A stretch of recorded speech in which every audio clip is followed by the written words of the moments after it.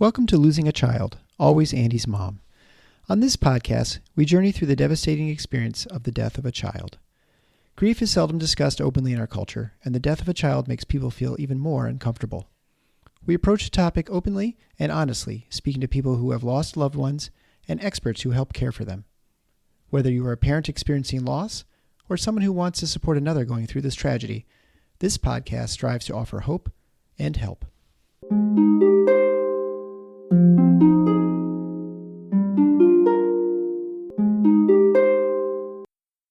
Welcome to episode 126 of Losing a Child, Always Andy's Mom.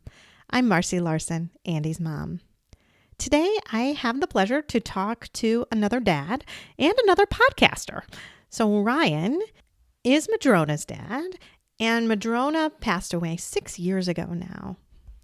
Ryan is really a fascinating guy to talk to because we have quite different backgrounds, and his background of doing sweat lodges and his spirituality is quite a bit different from my own. So I feel like he had so much to offer me today, and I had so much to learn.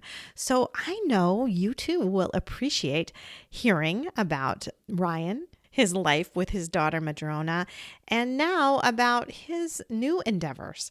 So you can find more information about Ryan on his website, which is theryanhartford.com. Today, just sit back and enjoy listening to Ryan, Madrona's dad.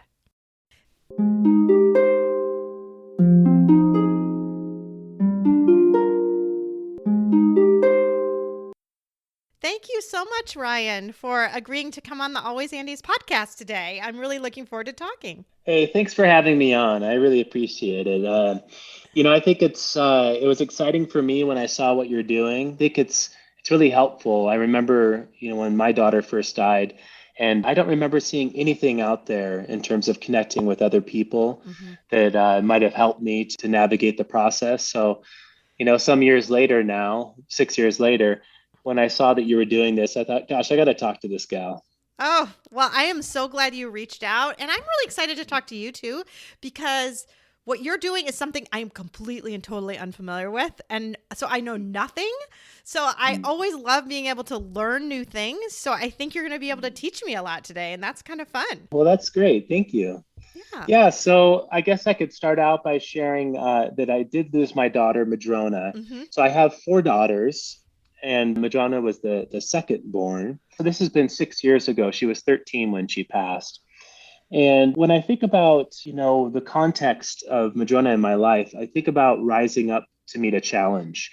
She was shortly after being born, Madrona stopped breathing. When she was born, everything went great with the pregnancy. She was really healthy. Her APGAR score was really good. And we were sort of having a party a couple hours later, eating ice cream and celebrating her arrival. Yeah, just normal stuff. She was nursing and that had gone well. And apparently at some point during the nursing process, 2 hours later, which is really uncommon, she had stopped breathing. Wow. Yeah, she ended up with a hypoxic event, lack of oxygen to the brain. And we're not sure for how many minutes, but by the time everybody had mustered to revive her, some damage had been done. Yeah. So what a scary thing to happen, because you feel like at that point, you are pretty safe, right? I mean, you feel like everybody's let down their guard. Yeah. I know. Yeah. I certainly think that. I mean, I see newborns all the time, and I just don't get worried about them after those first few minutes, honestly. We do those APGARs, and if you're good, you're kind of good. And we obviously look for some things, but we don't expect them to just stop breathing. Yeah. And that was the opinion of everybody who we've ever told and the people who were present at that time. It's like you do let your guard down after it's something like in the first 15 minutes where 95% of problems occur, right? Right. So So after 2 hours, we're going on with our lives. We kind of got thrust into the middle of what is the beautiful and terrifying world of emergency medicine. And that tender space of a newborn and watching your daughter, watching for me, Madrona, being poked and prodded and, handled roughly in order to save her life, but also knowing somewhere intuitively that the way she's handled at those moments affect everything about her development. I would later learn about trauma to the mouth and throat and how that affects the development of eating and talking, because I spent a long time sort of studying that, since Madrona would never in her life fully learn to talk. She would only be able to make sounds and became extremely expressive with her facial gestures, which she was amazing how much she could bring somebody in and communicate with them through those alone. So yeah, a couple months in Children's Hospital, every test under the sun, nothing was ever found that would be a cause for her to stop breathing. Yeah, but so we soldiered on. Where are you located then? So that was Seattle Children's Hospital. Okay. And at the time we were living north of Seattle, up kind of close to the Canadian border in a town called Bellingham. Okay. Yeah. So we were quickly flown down to Children's for the rest of that couple months. And by the time that Madrona headed home with us, they wouldn't let us leave without her being on phenobarbital, which I don't think anybody gives anymore. It's a pretty intense drug of the barbiturates. That was because they had seen some evidence for seizure activity. Yeah. And she also had a G tube, so she would eat through a tube into her stomach. It was the beginning of quite a journey of those type of medical interventions, and also the beginning of a search and a commitment on my part to not accept the diagnosis fully, to see it more as a starting point. Yeah, and also to not feel disabled as a parent. Right. If disability is the topic we're in, disability is quite infectious. Even when you tell yourself you can't do something, pretty quickly you're right, Right. So, Right. Yeah. Yeah, in some ways, I think the labels can be a little bit harming, because you can let that limit you.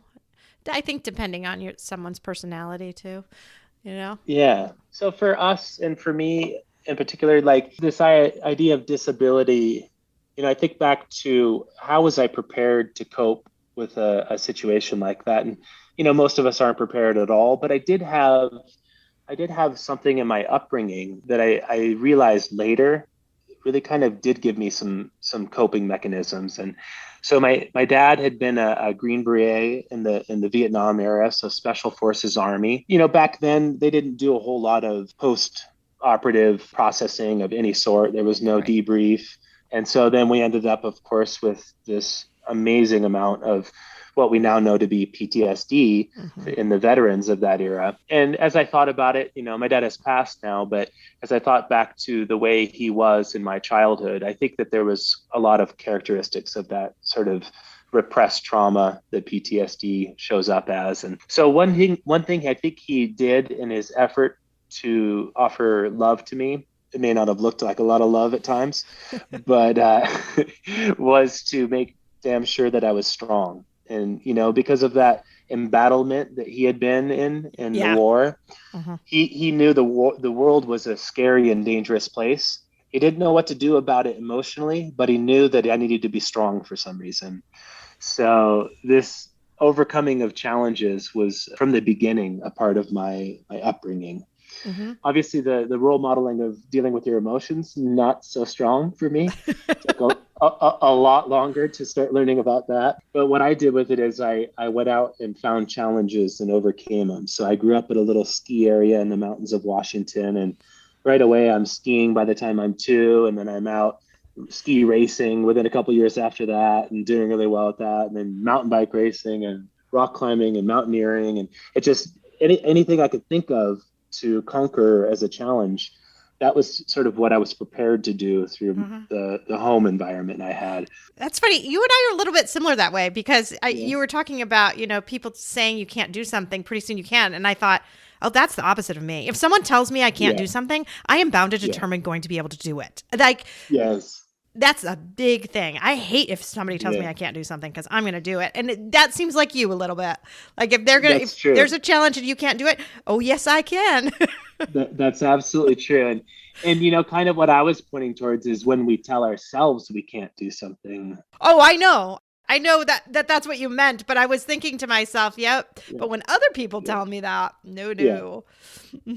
Yeah, I'm the same way. Yeah, it's But that served you well as a parent of a kid with challenges, right? Yes, it really did. And, I think also too, well, I'll tell a quick story because I refused to see her as disabled. I mean, I wasn't blind to the fact that I was feeding her and had to take her to the bathroom and then, stroll her around in a wheelchair. It's not like I was living with my head in the clouds, but I refused to see it as a static experience.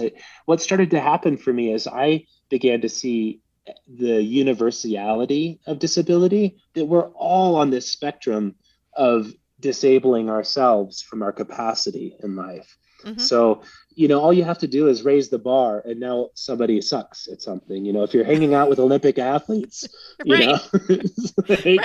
like maybe you're a little disabled. Right. I'm really disabled. Yeah, right. And so because I had that athletic background and sort of achievement mindedness, I saw her as just whatever the next hurdle was. I looked through the lens of getting in my empathic ability to see through her eyes what she's up against, mm-hmm. and helping her, psychologically to get in the right mindset. And then we would tackle whatever it was, whether she would become afraid or intimidated or insecure or beat herself up, whatever the thing was that kept her from engaging with the challenge. And if the challenge was physically not possible, I would sort of sneakily remove that hurdle so that she still had the experience that she did it. Uh-huh. An example of that would be like, so she had 3 sisters at the time.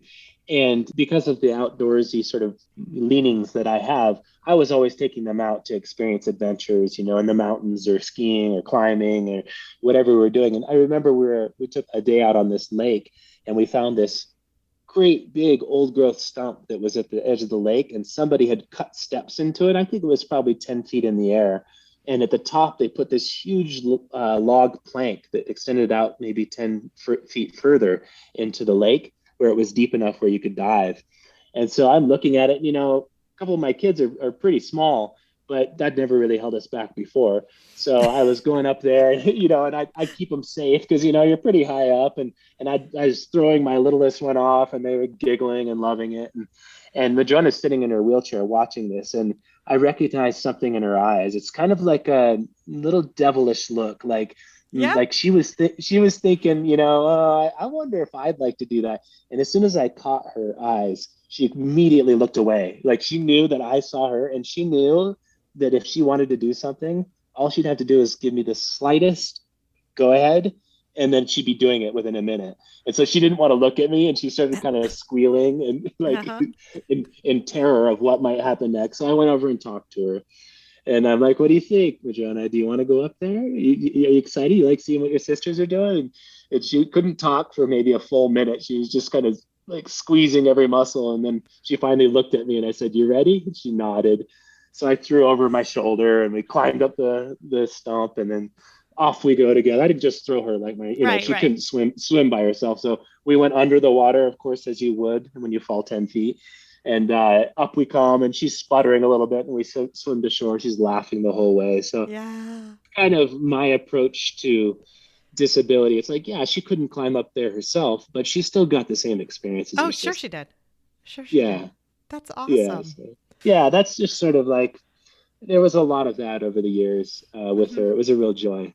Yeah. So what happened then when she was older? She continued to progress at a pace that would maybe make paint drying seem fun, but I always saw the progress, and I would celebrate that with her. And as long as there was progress, I just knew that could be sustained forever. Right. Going back to this time, I think about, leaving. Well, I was in the hospital, having these arguments with like the preeminent neurologists. Here I am, only 25 years old or whatever at the time, having these arguments with these extremely bright, gifted, successful neurologists. But they're telling me, not to expect much, that really there's not much hope for Madrona. And I'm looking at it, and I'm feeling into my heart and my intuition. And I'm thinking, no way, that's not right. I don't think you're looking at this right. But of course, I've got to craft the language. I've got to use the language of somebody in that esteem who sort of protects themselves with a language of secrecy, that nobody understands except for them. It's almost impenetrable, but I had to think quick on my feet. And I'm like, wait a second, are you telling me that you don't believe in neuroplasticity? And I said, no. He's like, at this time, this is before the science has sort of come around to see that neuroplasticity it's evidence-based.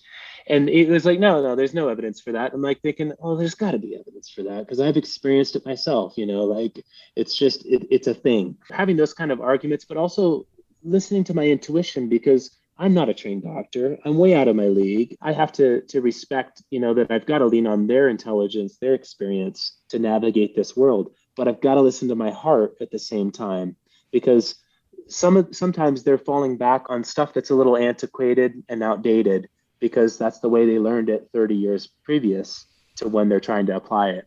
So that process of navigating that, and I think too, just knowing that the phenobarbital wasn't helpful. I came home, and when Madrona was under the influence of the phenobarbital, it was amazing because we could sleep. And when she wasn't under the influence of the phenobarbital, she was screaming at the top of her lungs 24/7. So we had this sort of like, I felt kind of dirty that I loved the phenobarbital giving us sleep. But I knew that she was so checked out, so loopy, so not here with us that I couldn't feel like we were going in a good direction or that it would lead us where we wanted to go. So then that's when sort of my intuition mixed with my spirituality. I started to kind of tap into some of these experiences that maybe we'll get into, where I had been doing sweat lodges since the age of 13. And exploring Native American spirituality. And it had helped me to develop a relationship with sort of the workings of the universe that aren't as obvious to the scientist. It's sort of the felt experience, the workings of the heart. When somebody is heartbroken, what is that?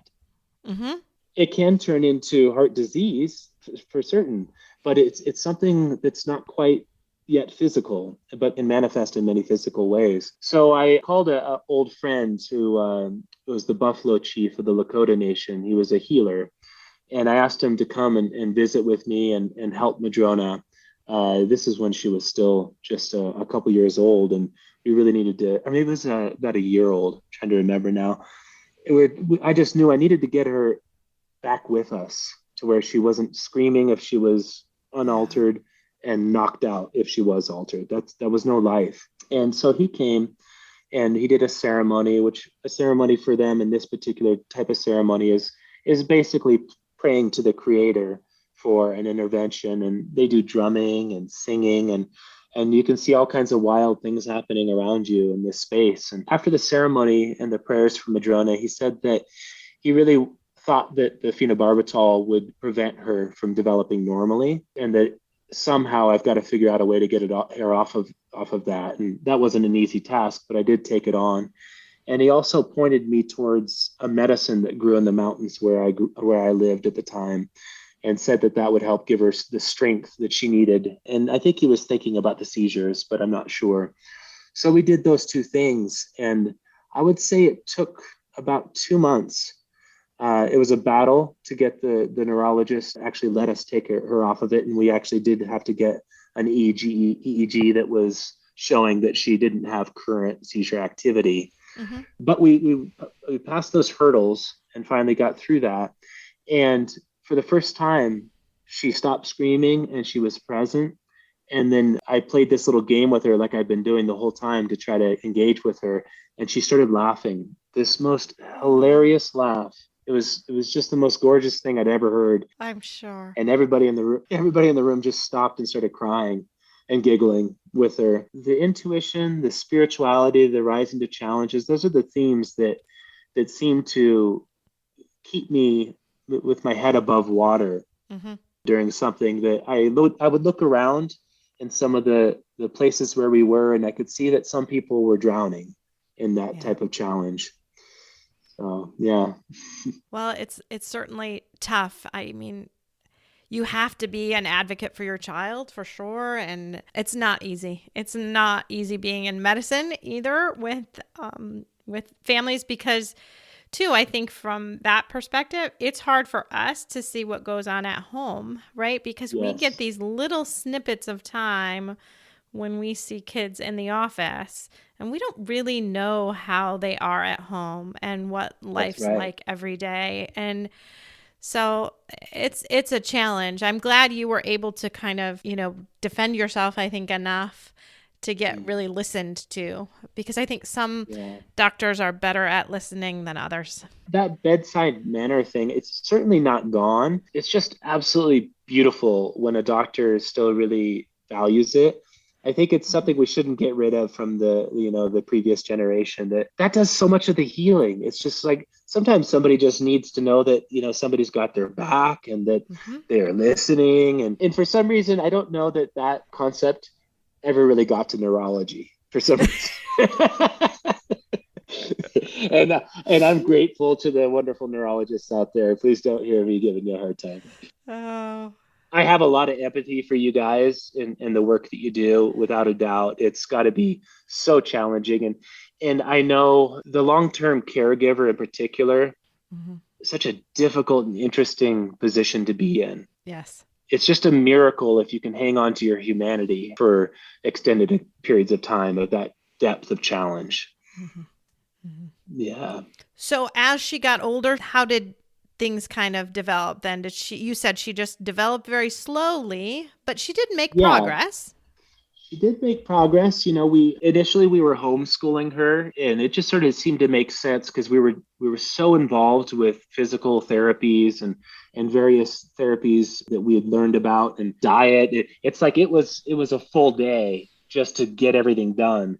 And then we're like, okay, we've got these other kids, and so let's wrap them into it. They can participate, and we'll make it so, if we're teaching one, the other's learning. So it just seemed like an efficiency thing to homeschool for a while. And then as we made enough progress where Madrona was really able to participate in life and it didn't feel so medical anymore, we progressed. Like one progression would be from, G tube to NG tube, which is the one that goes through your nose, to bottle feeding of soft foods to chewing. So that encompasses a massive amount of work for somebody who lacks the brain and motor control connection to do that. But that progress also allows for then a caregiver who's not specifically trained, such as a nanny, to be part of our lives so that we can get back to work. So that all led itself to her being able to be in school and to be with a paraeducator. Yeah. Circling back to that bright, like if you can see this beautiful blonde-haired, bright blue-eyed girl with such an engaging smile in this wheelchair, stuck in this world, but she somehow, with her face and her energy, she would just suck you in to what she wanted you to communicate with her on, without using words. And I would always turn around and find her in this deep conversation with somebody that I just met. I'm like, wow, there she goes again. She's doing it. We just realized she needed to get out in the world and continue this work that she was doing with people. We didn't understand it, but we could see its effects. And she, I'm sure, loved it. I'm sure she loved going. She loved it. Yeah. Yeah, she did. She did. I've got many patients that I can think of that are similar. I've got a blonde curls, blue-eyed one that I'm thinking of right now that sounds very much like her. So, and her parents are very much like you too, and that they never really, they just, like, they're going to go for a walk. Let's just throw her in the wagon. They just put her in the wagon and they just all go. And it never seemed to hold them back, which I always found so amazing, right? I love families like that if you can, right? If you're like, well, she just goes in the wagon. She just does it in a different way than everybody else, but she still seemed to always get the same experiences as everybody else, which I think is beautiful. Obviously, the mainstream culture, that sort of mainstreaming idea where we're trying to, get kids back into the classroom instead of the special ed room and warehousing and all that. There's definitely been some, society-wide improvement in that way. But then what you're describing is really taking it up another level where, the kid is aware that they're different, but so are some of the other kids. There's, kids with, they're on the spectrum, they've got Asperger's, each of these kids will become so aware that each of these kids, that one's got the peanut allergy and I'm just the one who can't talk. It's like they can kind of see how, as long as their parents are bringing them through all the experiences, that maybe they can get over the differences a little bit. Mm-hmm. I love seeing that too. Yeah, and I think you're right. It helps the other kids when they see Yeah. that, like other Yeah. kids that might be considered more, more neurotypical, normal kind of Yeah. kids. If they Yeah. see these different things, I think they'll end up being more accepting. Mm-hmm. I agree. Yeah, that's back to that idea of the universality of disability. It's if we're all trying to look the same and think the same and act the same, it does give us a sense of peace because the world's predictable, but that's not really the world. It's not It's actually how boring. we feel. Yeah, and it's not even how we feel. It's kind of No. bogus, Yeah. you know? Yeah. Yeah, so it's sort of in the color and the variety of life. And as we embrace, that we don't need to scare each other if we think differently. It actually can complement. It can bring some surprise and some joy to each other's lives if we understand how we're different and that it's okay. Mm-hmm. Mm-hmm. So Yeah. yeah, I think that I learned a lot from Madrona in that regard because I remember meeting people and having the whole spectrum of reactions. Some Yeah. people you could see almost pain come in their face when and Madrona's sitting there beaming her beautiful smile, and I'm like, that's what you're getting out of this, like you're. Uh-huh. But they just don't know what to do with all the emotion that Mm-hmm. comes up for them, and I love that idea of mainstreaming for that reason because being around something for a little while, all of a sudden you get a chance to feel those things, or maybe it's fear, maybe it's judgment, maybe there's something that feels kind of yucky when you see somebody who's not perfect. It just really varies. But I had to look at it all. I had to look at all those faces as I was not going to let Madrona miss out on anything. So we were right there in the front seat, with everybody having to experience it. So Yeah. I love it. yeah. So then you said she passed away now 6 years ago. Yeah. So at Mm-hmm. the age of 13, that would have been just in the beginning of 2016. Yeah. So I was driving. So a few years before that, my 4 daughters' mother and I divorced, Mm-hmm. and we had gotten to the point, and just there's so much growing that happens when you deal with a challenge like this. It's not a guarantee that you're going to grow in the same direction, Mm-hmm. so you can grow apart too. I was picking up my daughters from my ex's house on a December evening. It was already dark as the days are so short in the north. And we're driving down the interstate, and my daughters, three of them are like loudly talking over each other and in an excited way. We've just gotten in the car together and it's Yeah. and I'm kind of enjoying it, like you might enjoy the sound of a bunch of birds in the tree outside your door all making a loud sound. And so it's kind of a pleasant sound to hear my daughters talking, and something hits me on the intuitive level, on the heart level. I could feel something. And I look up in the rearview mirror. Of course, the car is dark. So I turn the dome light on so I can see a little better. And Madrona is not paying attention to her sisters, which was very uncharacteristic of her. Mm-hmm. She would be right in the middle with every sentence, waiting for the response, look back, and if there was something funny building, she would be anticipatory of the laughter that was to come, and all of that. She was just so with it that way, and so empathetic that way. And she was disengaged, and I said, "Hey, Madrona, what's going on?" And she didn't respond. And so immediately I pulled over. I'm on the interstate doing 70 miles an hour, but luckily there was an off ramp close Mm-hmm. by. So I get on the off ramp, decelerate, get over the shoulder, get out of the car, and I get one of my kids out of the way, moved across the seats, and she had a special car seat. So I quickly undo that and I pull her out of the car so I can evaluate what's going on with her. And I look at her and she's not breathing and she's starting to look a little blue. And so I throw her over my knee so I get her inverted and give her some good whacks on the back to see if we've got to dislodge something. And I flip her back over, no progress. So I do a mouth scoop and try to figure out if there's anything there. Nothing there at all. I can't see anything in there. So I just begin CPR at this point and give a few quick rescue breaths. And then I tell my daughters, dial 911, grab my phone, oldest daughter, because Mm-hmm. yeah, so she would have been well able at that point. So she's on the phone, and and I'm conveying in between breaths now where we are, what we need to my daughter and to the fire comm.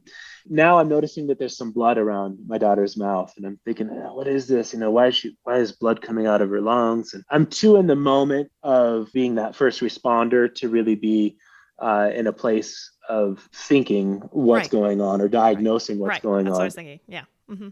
You're not in diagnostic mode.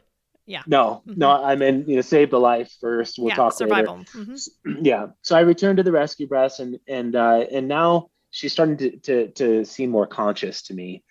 And so I pause, and now she's roughly breathing on her own. So I work on her position, because with her lack of muscle and motor control, airway positioning becomes an issue if you're upright and not supported in a chair and all that. So I'm kind of now creating this chair out of my body and waiting and monitoring and seeing if I have to return to resuscitation, and the people show up and all that. And we're off then on this grand journey again, where we go to the local hospital and they decide to intubate. She didn't need to be intubated, but they wouldn't fly her to Children's without intubating her.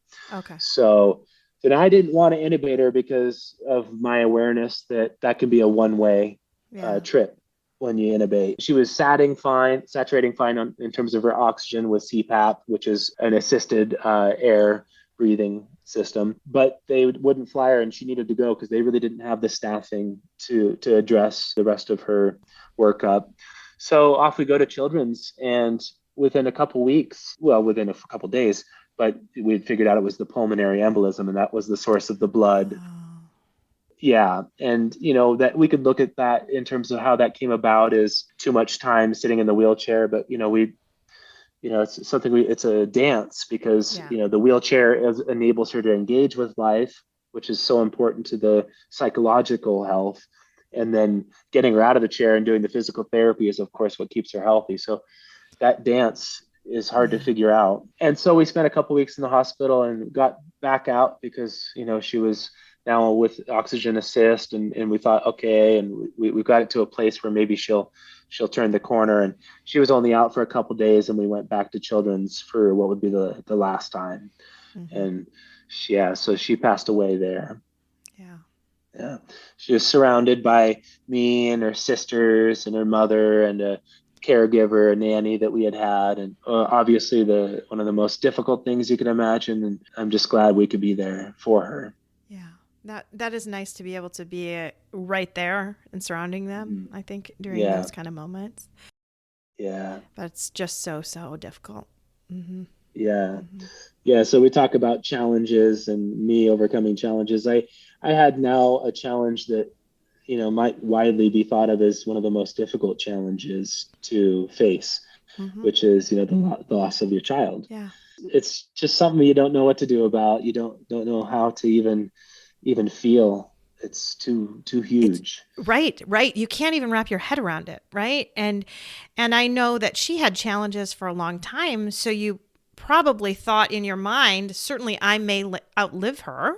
Right. I'm sure those thoughts went through your head, but until you actually live it, you really didn't have a clue. No.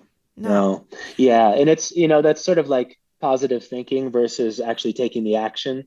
Right. You can only get so far with thinking you're a great skier. At some point you're going to have to put on some skis and see how it goes, kind of thing, So when you go through the process of preparing yourself to face great challenges, there's just nothing that can prepare you for the loss of a child. As much as you might want to. I think of my friend Stephanie often when I talk to people like you, because she said she saw a counselor to kind of prepare her for her daughter's death. She sort of, in a way, thought she was ready, kind of, with as much time as they spent thinking about it and knowing this was inevitably going to happen. But yeah, it happened, and suddenly, nope, you just want her back. You just want a few more minutes. You just want, and you really just didn't have a clue. Yeah. I'm so glad you put together this podcast, because I'm guessing it was probably helpful for you too, to kind of. Oh, for sure. To talk about it. I didn't want to talk about it, obviously, for a little while. And I think it took you maybe a year before you did your podcast. It was about a year before I did the podcast. For me, it's 6 years. So, So why don't you talk about your grief journey and talk about the things that have been helpful to you and kind of what this has all morphed into? the grief journey. So I remember when I was not too long after the passing of my daughter. I think you go through, for me at least, and I think probably most of us go through that shock. And for me, I think of that as numb. Mm-hmm. You can almost look at the experience without feeling. You just kind of look over the details of it. You run through the chronological experience. Mm-hmm. You're kind of having to convince yourself that it's real because it Yeah. doesn't feel real. Right. Yeah, and 100%. once I'd done that, I've done that a fair bit. It didn't seem clear to me like how to move forward, how to engage with life. I wasn't sure what life was Mm-hmm. from that state of raw numbness. And so one thing I found that helped me is I remember sitting and thinking about, the things that would bring me joy. So like getting outside and taking a walk in a beautiful place would normally help me feel peaceful, help me feel grounded, even inspire me, to maybe do some writing or just release some stress. I would think about the fact that I used to have that experience, Mm-hmm. and I would just kind of shake my head and go, nah. Yep. And so one thing I started to do was to ignore that part of me that felt like I needed to be motivated to do it or have to decide to do it. So I would decide that whatever the weather and whatever my resistance or whatever my thinking or lack of desire was, I would just get outside and I would grab a journal and I'd walk to a beautiful spot. Didn't feel beautiful at the moment. And I would just sit there and I would remind myself by looking around, oh, that is a beautiful river. Just the words. Mm-hmm. It wasn't, I had no feeling right then, but I'm like, yeah, that's that beautiful white river right there. And then look up at the trees and like, gosh, those are big, tall, beautiful trees. And so that was sort of like a talking me down from that ledge that I found myself of numbness back to the earth, back to this moment. And then I would think about, of course, those thoughts of grief and waves of numbness and pain would come back to fight with this perception of the beauty of the moment. And so what I found out about myself was that I was really lacking in self-love, where I had spent all these years in service and teaching and leading and working and providing for my family. I had done that out of a love for others. Mm-hmm.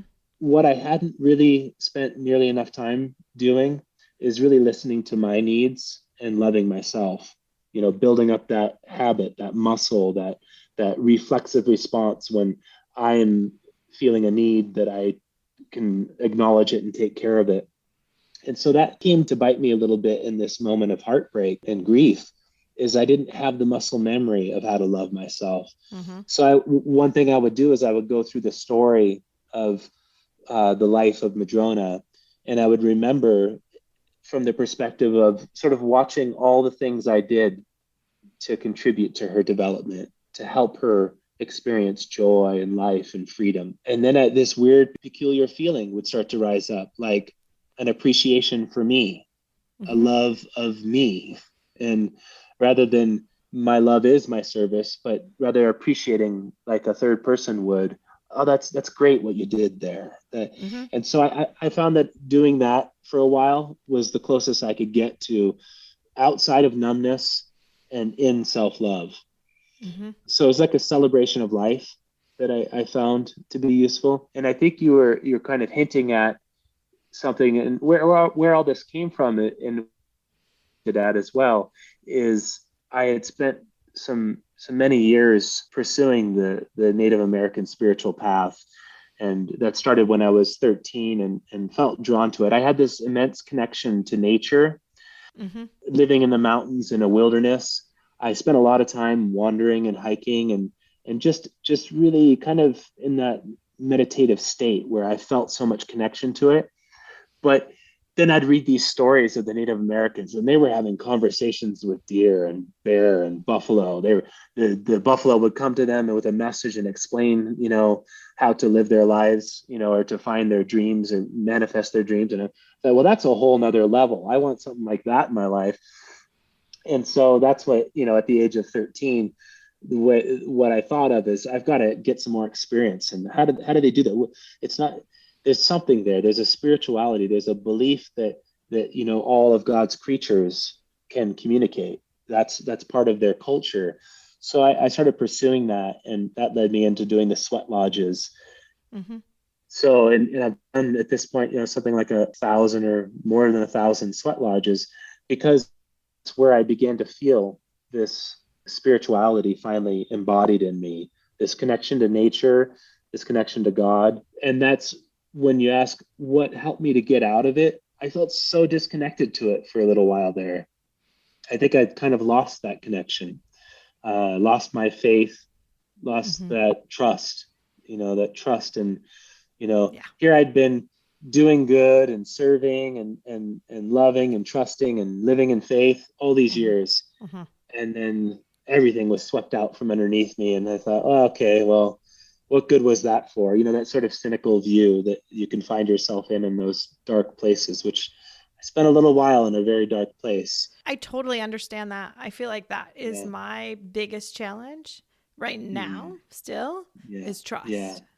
Trust. Yes. And because when something like this happens, especially with me, when it was super sudden, it's just like your safe world is suddenly not. And you just lose that ability to trust that things are going to be okay, because, my life was going pretty okay. I mean, not that I hadn't had a lot of different tragedies, because certainly I had, but to suddenly just be talking to your son 1 minute about reading Lord of the Rings and 2 seconds later he's dead. That's immense loss of trust that the world is a safe place, right?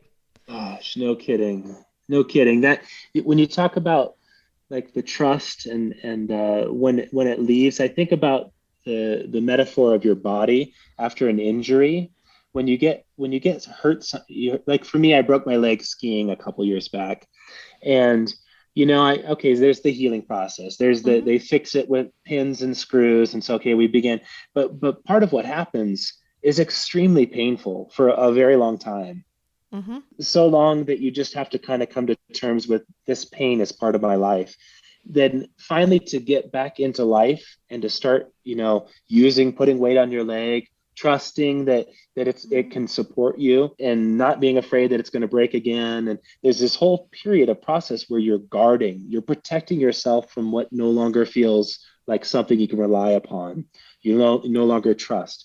So I think about psychological guarding in that way. Yeah. Is that it's important, but so dangerous. It's like hanging onto the crutches long after your leg is healed, right?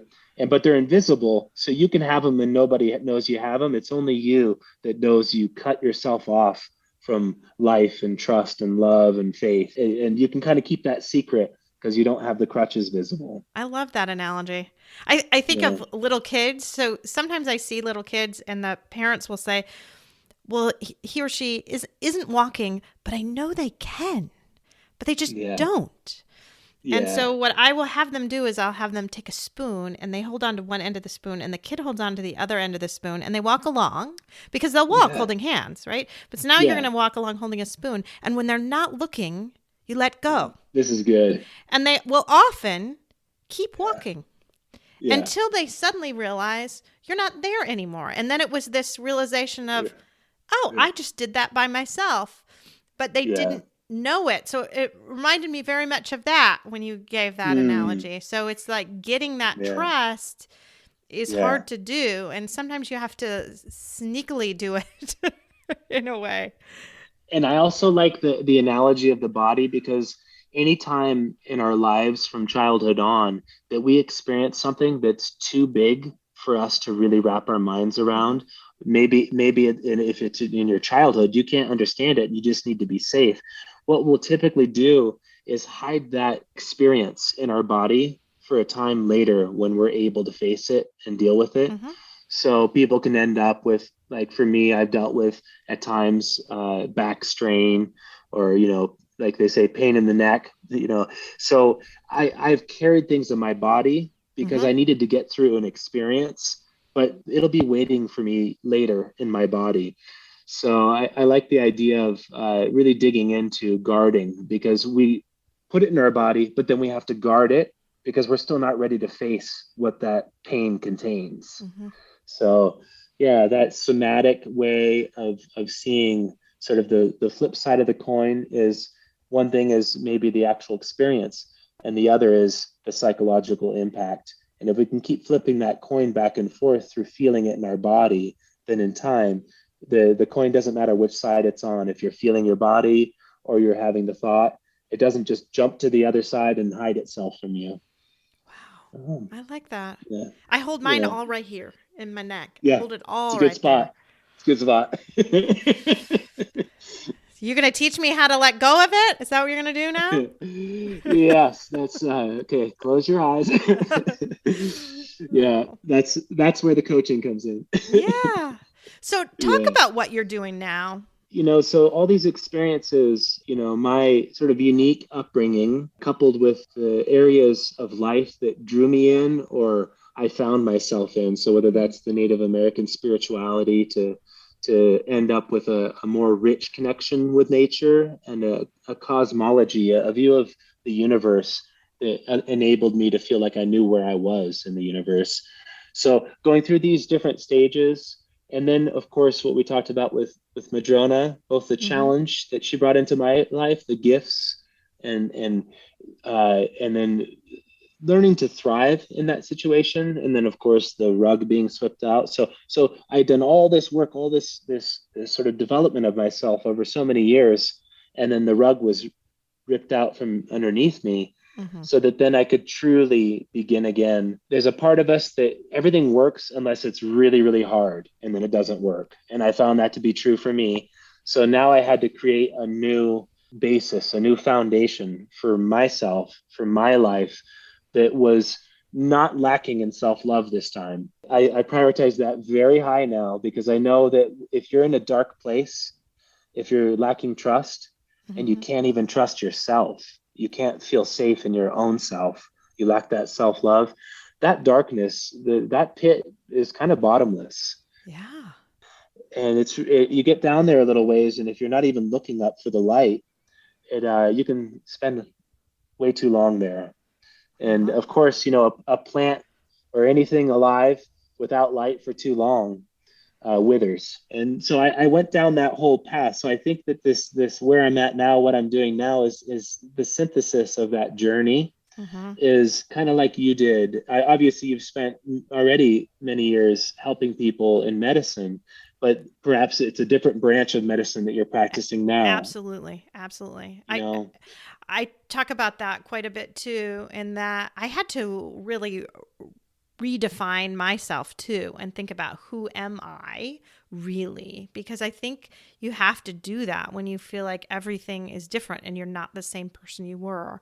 And I found at my core that I am a caregiver, and I care for people. And how can I help care for people in my grief? Well, I can help them through this podcast, through things like this, trying to get people connected, allowing people to share their stories of their children, just bringing a little hope and healing to grieving families. So that's how I could continue to be me and have my grief be part of it. And so I think that sounds so much like you, and that you started over and had to really define yourself as to who you are now. Yeah, you can't skip a step there. It's like, it'd be nice if I could just go through the pain and grief and then get back to where I was. No. But there is no where you were anymore. Nope. That blew up. Mm-hmm. Yeah, the new you includes that you're now part of a family of people whose hearts have been broken wide open, and we work together. We relate to each other. Yeah, we understand each other. I think about that grief, that numbness, and But then there's something also that occurred for me after the loss of my daughter where I was so shocked and so without an understanding of how to respond that I was looking around and seeing things really clearly. I could look at a tree and see just the most beautiful, intricate thing I'd ever seen and just stare at it in appreciation and awe. I was like, wow, this is a nice side effect of, your whole life going down the tubes, so, that's something that we can really capitalize on and make use of because it is healing to see without all of our thoughts, without all of our prejudgments and filters that we get through life with. A break from that can be really transcendent. It can bring us back to the divine. And when I used that sort of same awareness and openness that I felt was so beautiful, and I looked at other people, I could see right into that loss, that grief that we all experience. So then that was the beginnings of a new chapter of where my work is calling me. It's like, oh, I think I would have been overwhelmed, intimidated, maybe a little afraid to be in the presence of somebody in the most desperate pain and grief that I couldn't understand. Right. But now I'm there with you. And so I can just be here. And do you ever notice, I'm sure you and maybe many of your listeners notice too, that you start to kind of feel into how much to share with somebody? Because if they haven't experienced that depth of loss, you're like, I'll just kind of, with kid gloves, bring you into a little bit of this experience, and then we're good. We'll come back out. It's good, But if somebody has gone there, there's something that opens up, and you're both like, hey, let's go. You want to go? Let's do it. Yeah, it's for sure. Yeah. So that's a neat thing because we all actually are going to be exposed to that level of grief at some point, and some of us are somehow miraculously really good at hiding from it, or it doesn't show up until much later. But so getting down into this inner work related to grief and losses, I'm so glad that, or a little bit earlier in my life, in my 30s, I got to start that journey. And now I can be as a coach and I lead, different opportunities for people to process that. I can hold that energy of it being okay to be vulnerable, to be present, and to allow the energy to start to move together with each other. And you have a podcast now. I do. It's kind of just getting going. Nowhere like you're years into it with all your podcasts, but I'm excited. Yeah, I'm excited. We were talking a little bit about my Sweat Lodge experience or Native American spirituality. So I have one on that you can. You guys I've listened can to look that up. one. Yeah. It's great. I learned a ton. Yeah. That's mainly what I wanted to do in that one. Perhaps I'll do some follow-ups for going deeper, but a lot of people are vaguely aware of even what a sweat lodge is. So I thought I'd start with sort of the introductory, like here's what it is, here's how it works, and here's what it can do. So that's a good one if that's where you're at. And if you have experiences with sweat lodges and you want to go deeper in that conversation, hit me up and maybe that'll inspire me to pop another episode up about some of the depth that you can get to after thousands of them. Yeah. So. And I think I'm going to be on at some point here too. Yeah, I can't wait to get you on. I think we talked about perhaps in the next month, if your schedule and my schedule line up, I'd love to have you on. It'll be perfect. It'll be great. Yeah, I had to actually resist the temptation to ask you questions this whole time. So it'll be fun to... See, you had to hold back. That's good. That's good. Yeah. All right. Well, thank you so much. How can people hear from you, and what's the name of your podcast? So if you want to find me, I'm on Instagram, and my website is The Ryan Hartford. So you'll find me either on Instagram as The Ryan Hartford or at my website, theryanhartford.com. Yeah, you can find out about my coaching or other offerings in those places. And there's also a link on my website to what are, I think, just a handful of podcasts now, but they'll be coming out in rapid succession here soon. So you guys can look forward to hearing more. And I just want to thank you for taking the time. I really enjoyed talking to you, and I look forward to learning more about you and your story on our podcast coming up. Well, thank you so much for joining me, Ryan.